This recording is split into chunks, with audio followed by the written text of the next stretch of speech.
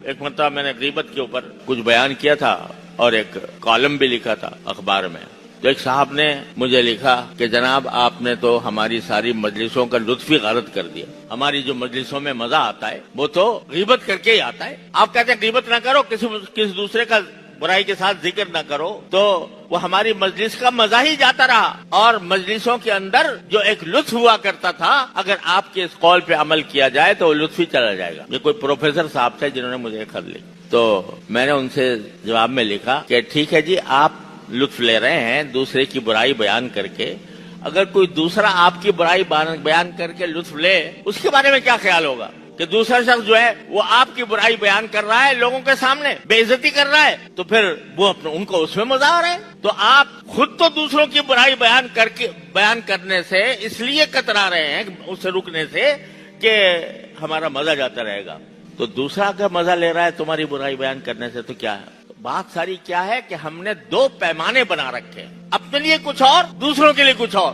قرآن نے اس کو منع کیا ہے کہ تم دوسروں کے لیے اور پیمانہ رکھو, اپنے لیے کوئی اور پیمانہ رکھو. ویل للمطففین الذین اذا اکتالوا علی الناس یستوفون واذا کالوہم او وزنہم یخسرون. جو خود لینے کا وقت آئے تو سب کچھ لینے کو تیار, پورا پورا ایک حبہ نہ چھوڑیں, اور جب دینے کا وقت آئے تو ڈنڈی مار جائے. تو اپنے لیے ایک پیمانہ اور دوسروں کے لیے دوسرا پیمانہ. غیبت کو جو لوگ یہ سمجھتے ہیں کہ بھئی ہمارے لیے ہم کیوں چھوڑیں اس کو, ہمیں تو مزہ آتا ہے اس میں, مجلسیں ہماری اسی سے گرم ہوتی ہیں. تو بھائی تمہاری غیبتیں اگر ہونے لگیں دوسرے جگہ پر, تو اس کے بارے میں تمہارا کیا خیال؟ قرآن تو ہر ایک کو برابر رکھتا ہے. اپنے دوسرے بھائی کے لیے بھی وہی پسند کرو جو اپنے لیے پسند کرتے ہو, اور اس کے لیے وہی ناپسند کرو جو اپنے لیے ناپسند کرتے ہو. تو کسی کی بھی غیبت کرنا یہ الیاذ باللہ ہمارے معاشرے کو گھن کی طرح چاٹ رہا ہے, اور اس کی وجہ سے شکر رنجیاں پیدا ہوتی ہیں, رنجیدگیاں پیدا ہوتی ہیں, جھگڑے پیدا ہوتے ہیں, نفرتیں جنم لیتی ہیں. جب کبھی غیبت کا موضوع مجلس کے اندر آئے گا تو ہم اس موضوع کو بدلیں گے, اور اگر نہیں بدلتے اس مجلس سے اڑ جائیں گے. اس بات کا تہیہ کریں, اس بات کا عزم کریں, اس بات کا ارادہ کریں کہ اس کے خلاف نہیں ہوگا انشاءاللہ.